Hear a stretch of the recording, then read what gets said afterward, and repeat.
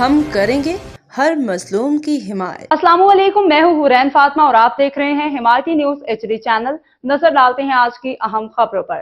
کراچی سے chief crime reporter حاجی عبدالغنی باریچو کی report کے مطابق SHO گڈاب سٹی انسپکٹر سید محمد علی شاہ اور گڈاب سٹی پولیس کی کامیاب کارروائی لاکھوں روپے مالیت کے انڈین گڈ کے ماوے کی اسمگلنگ کی کوشش ناکام بنا دی۔ پولیس نے دوران پیٹرولنگ کارروائی کرتے ہوئے مین سپر ہائی وے سے 2 ملزمان کو گرفتار کیا ہے۔ گرفتار ملزمان کی شناخت کمال خان عرف موسیٰ اور عبدالقدیر کے نام سے ہوئی ہے۔ گرفتار ملزمان کے قبضہ سے ٹرک نمبر NAD 614 میں لوڈ 1500 پیکٹ مضر صحت انڈین گڈ کا برآمد ہوا۔